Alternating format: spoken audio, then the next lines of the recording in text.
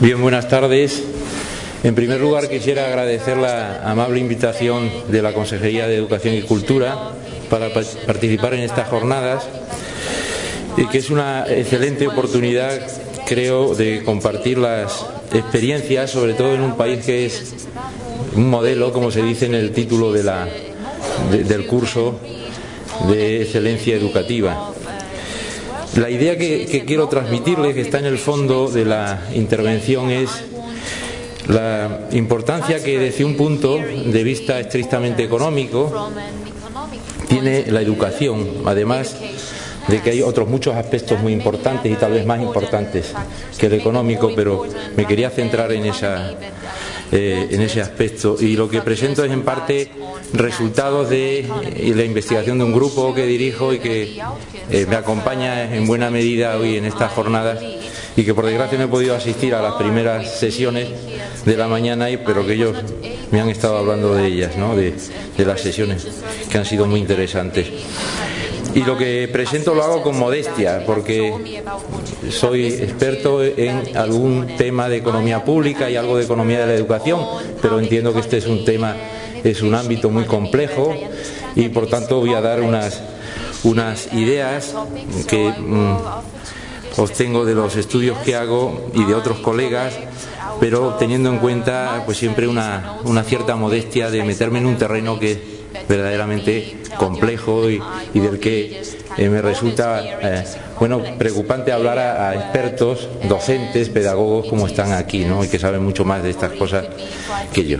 Dicho eso, pues no voy a centrarme en el esquema para ir un poco más rápido. En la introducción yo le quería señalar que para un economista dedicado a la economía pública es muy fácil justificar una provisión pública garantizada, financiada públicamente, de la educación, sobre todo cuando más vamos hacia abajo en los niveles educativos. Nosotros hablamos siempre en economía pública de razones de eficiencia y de equidad.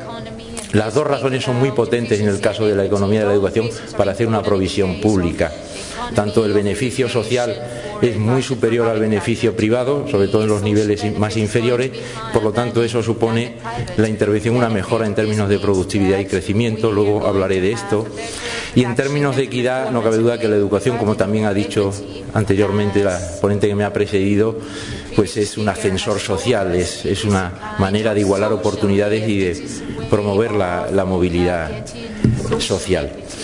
Si tuviésemos un poco de perspectiva, de manera muy rápida, hay que decir que en España, a partir de la democracia, es cuando se produce una expansión en los principales gastos o programas que caracterizan lo que hoy tenemos, que es una economía del bienestar. Nosotros la hemos creado en un tiempo relativamente récord, ¿no? Programas de sanidad, educación, pensiones y mantenimiento de renta de los más desfavorecidos. Esos son los 4 pilares básicos de la economía del bienestar. Y en todas ellas ha habido un incremento extraordinario en el gasto en esos años. El problema es que los avances que se han producido han sido fundamentalmente o esencialmente más cuantitativos que de carácter cualitativo. Cuando echamos la vista a los datos nos damos cuenta que ese crecimiento muy importante en educación, como en otros programas de gasto, pues se corresponde mal con los resultados, o si quieren, para ser más exacto, son más de tipo cuantitativo que cualitativo. Por ejemplo, en las últimas 3 décadas la población en España de 16 a 64 años con al menos formación posobligatoria se ha multiplicado por 4, los universitarios se han multiplicado prácticamente por 6. Quiero decir que ha habido un enorme esfuerzo inversor por parte del país en estos programas, de tal manera que podríamos decir que el gasto por estudiante ahora mismo y el gasto en educación en relación al PIB está acorde con el nivel de desarrollo que tiene el país. Esos niveles medios, como digo, tienen problemas cuando tratamos de afinar esos resultados con indicadores más de calidad. Me voy a centrar por la amplitud del tema y porque es el objetivo fundamentalmente de las jornadas en lo que sería la educación secundaria obligatoria. Otra idea también que sirve un poco para enmarcar esto.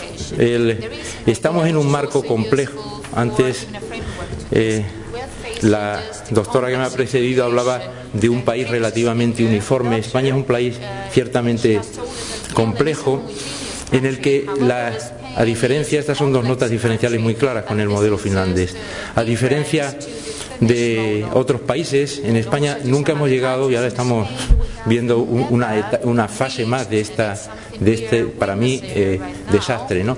Nunca hemos llegado a tener un consenso fundamental en los partidos fundamentales sobre el tema de la educación. Se ha caracterizado siempre los sucesivos cambios legislativos por una ausencia de consenso, y luego también que, aunque tiene sus ventajas y luego las diré, es un país que es descentralizado, complejo, diverso, y por tanto no es fácil establecer mecanismos de coordinación que son muy necesarios en un sistema como el que tenemos en términos, digamos, de sector público cuasi federal.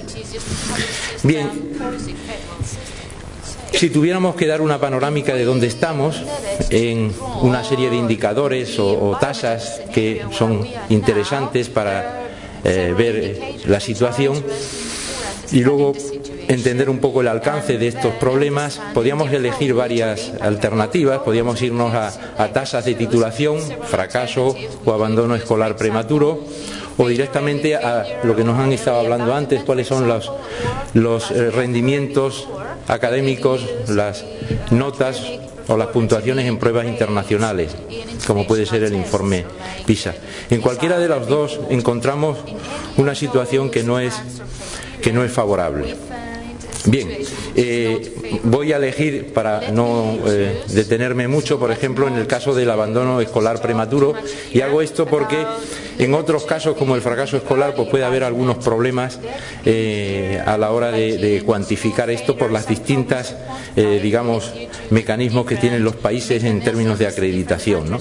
Pero en el caso del abandono escolar prematuro, a diferencia, por ejemplo, del fracaso escolar, pues hay una definición y un cálculo que establece la propia Unión Europea, Eurostat, que, como saben, considera al abandono escolar prematuro aquellos de 18 a 24 años que no están escolarizados y que, por tanto, los estudios máximos que tienen son enseñanza obligatoria, quiere decir que han salido del sistema sin conseguir un título más allá de lo obligatorio, posobligatorio. La estrategia de Lisboa establecía un 10% para los países europeos en el 2010. Como no se iba a conseguir, trasladaron ese objetivo al 2020, y España tiene para el 2020 un objetivo del 15%. Bueno, los datos más actuales que tenemos del año 2012 nos sitúan en un 25% de abandono escolar prematuro. Básicamente muy por debajo de la media europea. La media europea está aproximadamente en la mitad, y aunque se ha reducido en los últimos años como consecuencia de la crisis, seguimos estando muy alejados de esa media. Ese es el primer rasgo que pongo ahí en el esquema, intensidad. Otro es que hay diferencias regionales notables, de tal manera que esto no es uniforme. Hay comunidades que prácticamente tienen ya ese objetivo cubierto, y otras, como Extremadura, estamos todavía muy alejados porque estamos por encima de esa media. Por lo tanto, en esas tasas de titulación siempre aparecen esos dos rasgos: intensidad por un lado, diferencias regionales claras por otro. Algunas observaciones le haría esto. Es fácil decir que hay razones cíclicas por el momento de crisis o momento de boom, eso es evidente. Indudablemente muchas personas salieron de la educación porque tenían ofertas atractivas en sectores que no requerían mucha cualificación, como eran servicios, construcción. Hay razones también más permanentes. La prima salarial en España, es decir, la ventaja que uno adquiere por seguir educándose, es de las más bajas de Europa, con lo cual esto también es algo que dificulta el mantenimiento en el sistema educativo. Estoy hablando en etapas donde había, lógicamente, empleo. Pero cuando uno analiza las encuestas salariales, se da cuenta, con las encuestas de inserción laboral, que hay una parte no explicada ahí muy importante que depende de otras cosas. Es decir, hay razones que son falta de motivación, malos resultados, de tal manera que ahí encontramos un verdadero problema que tendríamos que tratar de corregir. Y en cuanto a las desventajas de esto, hay algún estudio de la Universidad de Barcelona, del grupo del profesor Calero, que ha hecho algunas estimaciones que son muy interesantes sobre, como todo, con aproximaciones, los costes de eliminar este abandono escolar temprano o las ganancias de que no se produjese, y realmente los cálculos dan unos resultados muy importantes sobre aumentos en términos de PIB, en términos monetarios alrededor de, en las 2 próximas décadas, de un 5 a un 25%, sin contar otras ventajas no monetarias o unos beneficios no monetarios relacionados sobre todo con los sistemas de salud o la sanidad de la población, la mejora de la población en términos sanitarios. Es decir, con esto lo que les quiero recalcar es que estamos en una situación cualitativa relativamente mala y que eliminar eso significaría indudablemente unas ventajas de tipo económico muy importantes. Si nos vamos a la otra alternativa, y es veamos cómo estamos en pruebas internacionales, habría que decir algunas cuestiones generales, pero ya la que me ha antecedido pues me ha facilitado mucho la tarea en la medida en que he hablado ya de la encuesta o el informe PISA. Habría que decir fundamentalmente que, resumiendo mucho, bueno, el informe PISA ya saben que se hace a los alumnos que acaban la escolaridad prácticamente obligatoria, y es muy interesante también porque en países como el nuestro pues las comunidades autónomas pueden solicitar una muestra especial. Nosotros tenemos por ahora la desgracia de que nunca habíamos estado antes en PISA, de tal manera que no sabemos cuál es nuestra situación. Lo han dicho antes, el día 3 de diciembre lo sabremos porque Extremadura ha entrado en la última oleada de PISA, con lo cual el 3 de diciembre sabremos los resultados de Extremadura, que es la primera vez que entra con una muestra específica. Siempre tiene mucha repercusión. Bueno, si hacemos este seminario la semana que viene, verían ustedes cómo estaríamos hablando ahora de los resultados. Y sobre todo tiene más repercusión en aquellos sitios como España, donde siempre solemos estar por debajo de la media, con lo cual pues hay una mayor polémica. Normalmente España, lo pongo ahí, los resultados son unos bajos resultados medios, pero también, como ocurría antes, con notables diferencias. Y hay países que están, o comunidades, perdón, que están pues en unos niveles de países europeos con un grado de éxito relativamente razonable. Bajos niveles medios y luego poca excelencia.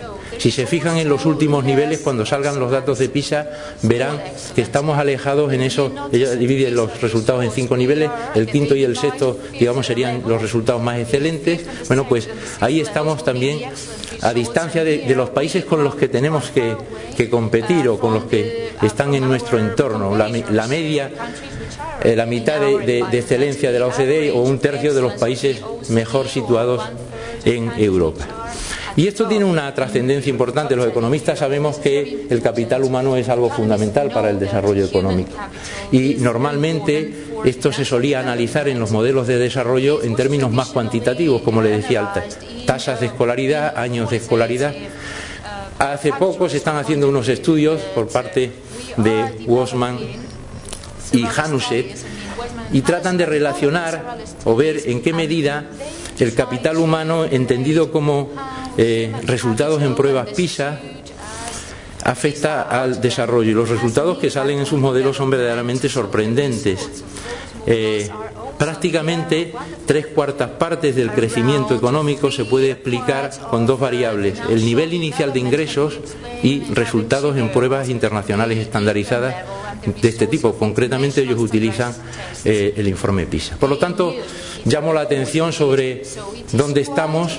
No estamos muy bien, y el alcance de esa situación es muy trascendente desde el punto de vista económico, por las razones que les acabo de decir y los datos que les acabo de proporcionar. Bueno, si nos vamos de la macroeconomía, me van a permitir ustedes el artilugio siguiente a la microeconomía. La pregunta es: ¿de qué dependen los resultados en educación? Y si seguimos con PISA, normalmente nosotros utilizamos un artilugio que se llama, y aquí he visto alguno que también está dando clases en secundaria de economía, un artilugio que es la función de producción. La función de producción viene de un informe muy interesante que se hizo en Estados Unidos, que es el informe Coleman. en los años 60 del siglo pasado, donde se llevó, trataban de medir en este informe el efecto que tenían los recursos escolares en el éxito o fracaso de los alumnos y fundamentalmente en las clases más desfavorecidas, y se llevó alguna sorpresa, ¿no?, que luego comentaré. Bueno, de ahí sale el interés por la función de producción que desarrollan pues Levin y Januse, que trata de una manera un tanto simplista relacionar los outputs, que serían los resultados educativos, con una serie de variables: características socioeconómicas, influencia de los compañeros, inputs escolares, los inputs tradicionales, y la capacidad innata. En PISA, y ya se ha hecho alguna explicación de esto muy interesante y por lo tanto no voy a entrar mucho en ello, en PISA se utiliza un output que podríamos decir multidimensional, 3 dimensiones en distintas materias.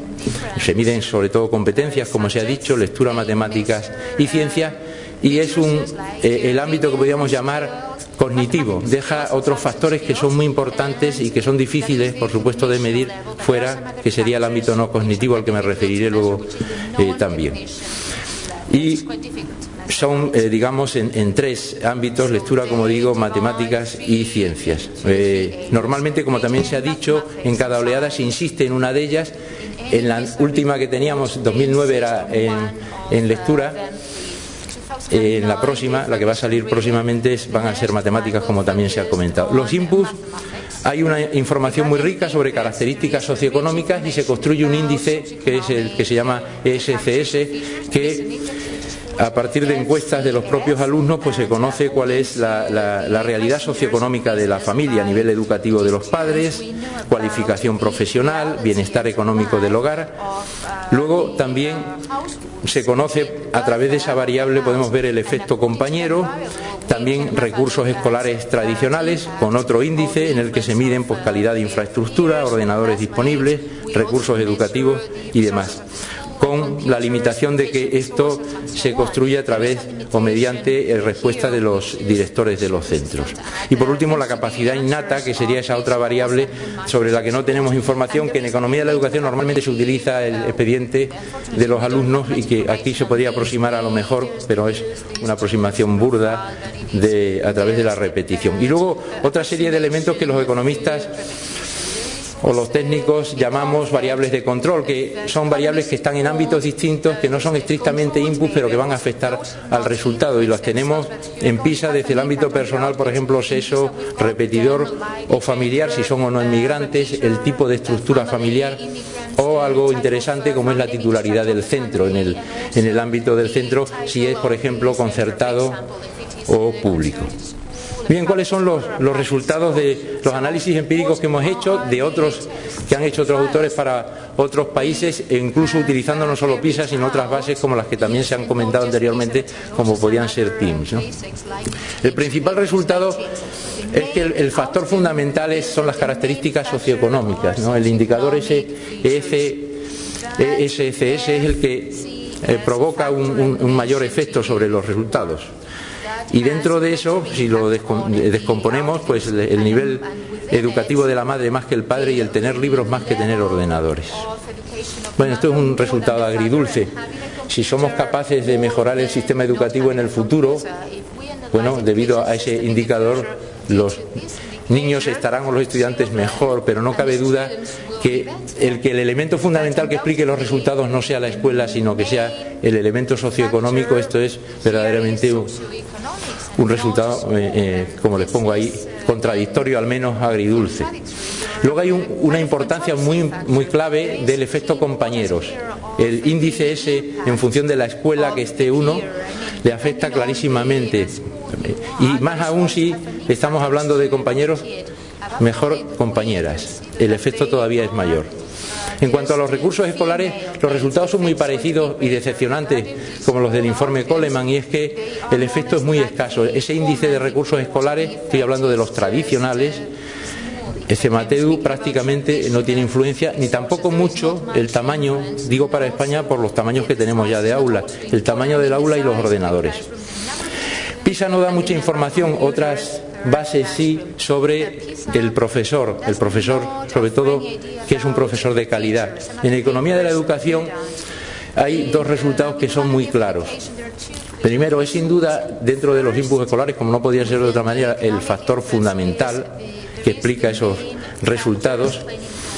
Hay notables diferencias entre un buen y un mal profesor, prácticamente un año de docencia, y el problema que tenemos es que desconocemos cuáles son los elementos relevantes de la función de producción del profesor.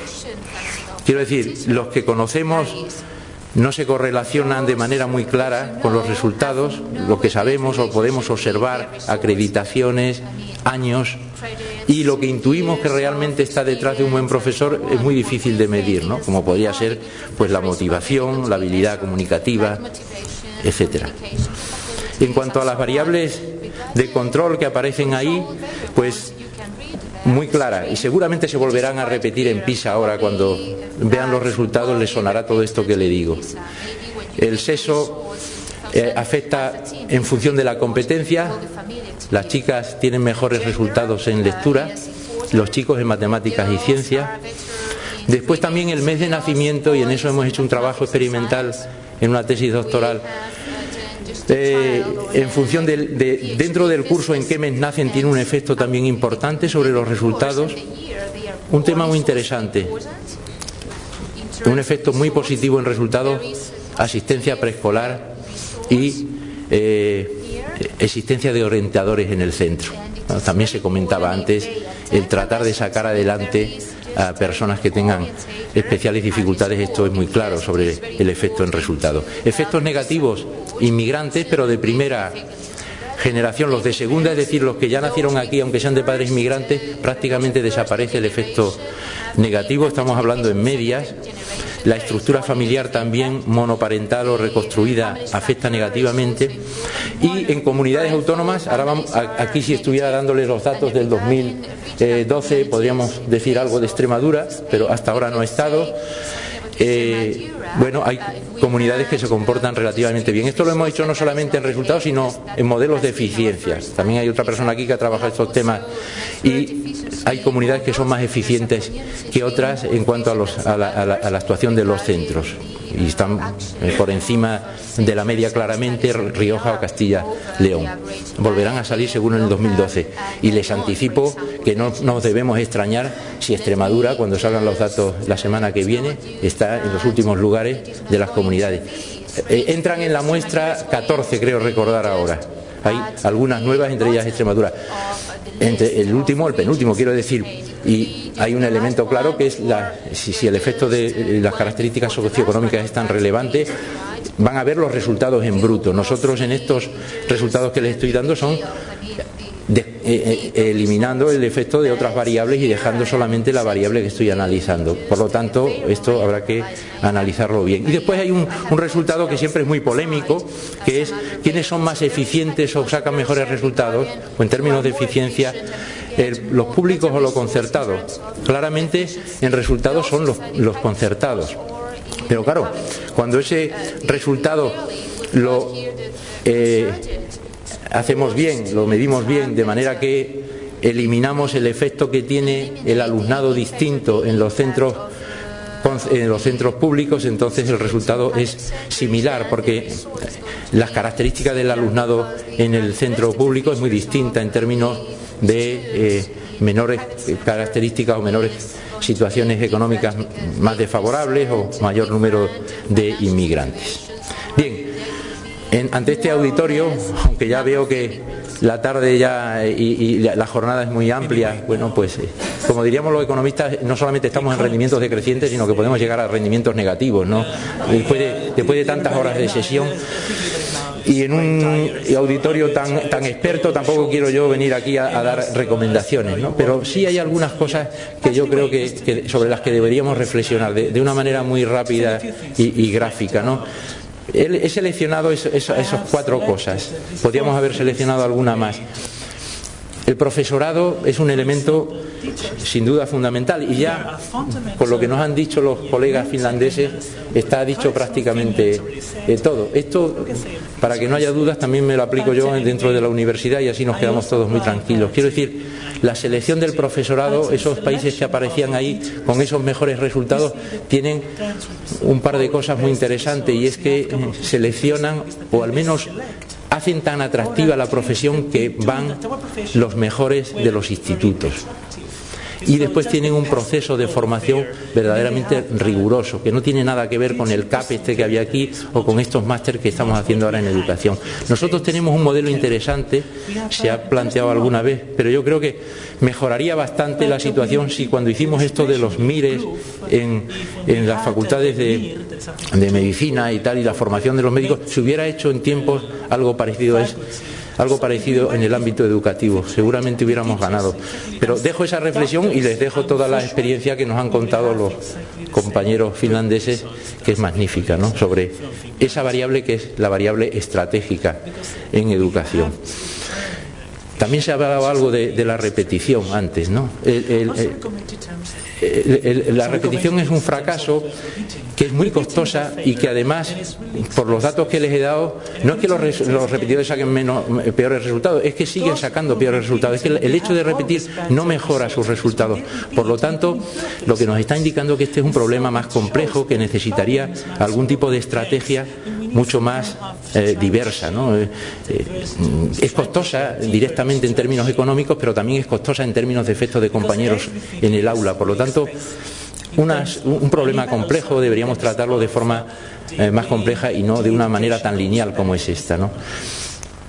Esto sí que es un hallazgo interesantísimo dentro de economía de la educación. Lo ha hecho sobre todo Hetman con su equipo, en el que hacen verdadera economía experimental y llegan a una conclusión muy clara, y es que la atención en edades tempranas es uno de los mayores éxitos posibles en economía de la educación y en resultados, y sobre todo si esto se hace en las familias especialmente necesitadas, en los más desfavorecidos, porque suelen ser los que tienen una tasa de incorporación al colegio o a la escuela más tardía. Y luego hay un tema que también se ha señalado como política educativa y que es muy discutible desde mi punto de vista, o en el sentido de que los resultados que tenemos son ciertamente contradictorios, que es agrupar alumnos por capacidades, ¿no? Aquí hay toda una polémica. Hay pérdidas indudablemente por efecto compañero, los mejores claro van a ganar, pero el efecto compañero de esos mejores que desaparecen en la selección de los grupos, a veces los resultados de los estudios que hay nos dicen que se compensan, otras veces dicen que este último es todavía peor, con lo cual los resultados medios bajan. Hay otros que nos dicen que el profesor permite una mejor adaptación a capacidades y que esto puede suponer una mejora, pero lo dejo ahí como posible política educativa sobre la que, al menos que yo conozca, no hay unos resultados muy claros, así como lo había en el anterior. Como vemos que vamos mal de tiempo, voy a ir terminando y le quería hacer algunas observaciones sobre avances que creo que se pueden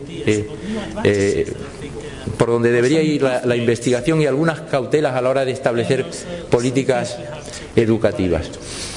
Hay unos avances interesantes que yo creo que se pueden hacer en el ámbito, en el campo metodológico, y aquí hemos trabajado algo. Les cuento, normalmente tratamos de hacer correlaciones, asociaciones, pero eso no nos valen para demostrar causalidades. Para eso hay que ir a instrumentos más potentes, a ir a experimentos o a técnicas cuasi experimentales, para poder ver si hay una causalidad entre los distintos fenómenos y no una simple correlación. Cuando hacemos esto, por ejemplo, para los centros públicos y privados que hemos hecho en un trabajo, en una tesis doctoral, lo que hemos hecho ha sido tratar de evitar el sesgo de selección que existe entre centros públicos y concertados, de tal manera que, mediante técnicas que se llaman de propensity score matching, seleccionar alumnos que tengan las mismas características y ver cómo funcionan en un centro y en otro. Cuando hemos hecho esto con esas técnicas, tenemos dos resultados interesantes. En principio, suelen salir los concertados como más eficientes, pero también como hay una diversidad clara por comunidades autónomas y hemos podido aplicar esos modelos a las distintas comunidades, encontramos diferencias por comunidades, lo cual nos quiere decir que hay prácticas interesantes en las distintas comunidades que consiguen resultados diferenciales. Es decir, que no nos valen con unas soluciones o unas conclusiones genéricas. Otra idea, en educación entiendo que los cambios deberíamos hacerlos con mucho cuidado. Es decir, no caben ahí esas reformas generales y radicales, sino ir haciendo esas reformas con cierto cuidado, con cierto detalle. Hacerlos, como decía, a pequeña escala. Y siempre estableciendo un sistema de evaluación, eso es fundamental, para saber cuáles son las conclusiones. Esto parece que es una obviedad, seguramente en países más desarrollados, pero aquí no lo hacemos. Nos lanzamos a aplicar políticas y no las evaluamos correctamente. Y además, en esa evaluación deberíamos tener en ese sistema no solamente los beneficios que se pretenden o que se creen que va a producir el programa, sino los costes que tiene su aplicación. Y esto, que parece tan evidente, pues realmente no lo hacemos.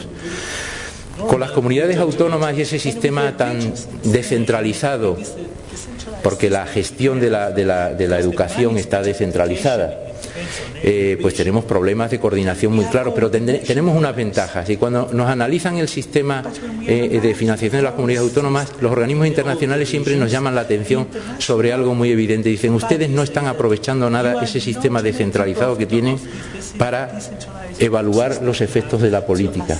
Es decir, si todos estamos haciendo con la misma, digamos, gestión de un programa y lo hacemos de distinta manera, deberíamos tener información suficiente para ver qué es lo que se está comportando mejor o peor. En el fondo tendríamos una especie de laboratorio y en el ámbito público esa información sería fundamental para copiar mejores experiencias. Termino con dos cosas, por ser un poco más positivo, sobre todo por los resultados que puedan salir de Extremadura y los resultados de España en PISA. Dos ideas y con esto acabaría. La primera, por lo que decía al principio, está claro que tenemos que reformar, tenemos que tratar de reformar el sistema educativo en el sentido de conseguir unos mejores resultados y una mayor eficiencia. Ir hacia la excelencia, pero cuidado, hay un elemento que es la equidad y que no deberíamos perder. Digo esto porque España sí muestra unos datos relativamente equitativos en educación. Les pongo algunos ejemplos que tengo ahí. El porcentaje de alumnos, de los alumnos más bajos en PISA, que es los que están por debajo, los que no llegan al nivel 2, eso sí, que podríamos decir que son situaciones de riesgo escolar, eso se aproxima bastante a la media de la OCDE. Otra idea, también se ha comentado aquí antes, cuando se decía que del resultado, la diferencia que explica el resultado, hay una parte que pueden explicar las condiciones socioeconómicas del alumno y otra la propia escuela.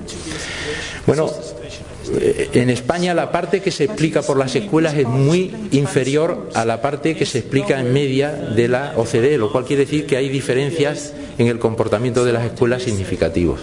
Estamos por debajo del 15%. Bueno, si viésemos esos datos en Finlandia serían aproximadamente del 7%, es decir, que todavía más bajo, con lo cual, claro, la ventaja en Finlandia es que los padres no tienen muchos problemas a la hora de elegir, como se ha dicho antes, las escuelas, porque prácticamente saben que están eligiendo algo parecido, ¿no? Y luego hay otro también estudio que se ha hecho y es ver cómo reacciona a las diferencias de condiciones socioeconómicas la escuela. ¿Las amortigua o las amplifica? Y en ese sentido España es uno de los países donde a esas desigualdades iniciales responde de una manera más atenuada con respecto a los países europeos. Por lo tanto, hay una idea interesante sobre la equidad del sistema que deberíamos tratar de mantenerla, pero no renunciar ni mucho menos a mejorar la media y sobre todo la excelencia. Y luego acabo con les decía antes que es muy importante el ir hacia experimentos naturales. Bueno, en esto está embarcado hace ya bastantes años el Premio Nobel de Economía Hetman, que ha hecho unos estudios sumamente interesantes. Cuando analizamos todas estas bases de datos, estos informes, nos centramos en el ámbito cognitivo. En la otra sesión también hablaba alguien de esos factores o elementos no cognitivos, que son muy difíciles de medir, pero que son muy importantes. Claro, cuando uno se centra en esos factores, estamos hablando de cosas tan difíciles de medir como valores afectivos, comportamiento personal, desarrollo social, incluso artístico, ¿no?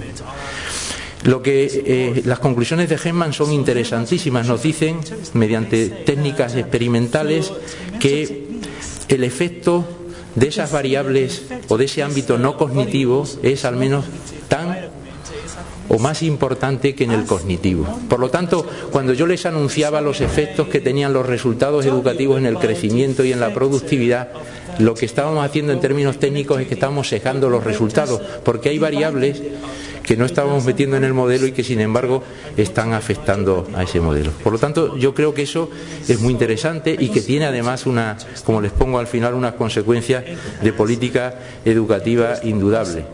Es decir, en la medida en que las escuelas de alguna forma se olviden de esas otras dimensiones, de esas otras habilidades, y de alguna manera incluso evaluemos y recompensemos a los centros en una sola dimensión cognitiva, realmente lo que estaremos provocando es que se despreocupen por esas otras dimensiones que vemos que son no solo muy importantes desde el punto de vista de conseguir una sociedad más productiva, sino de hacerla también más justa. Nada más y muchas gracias.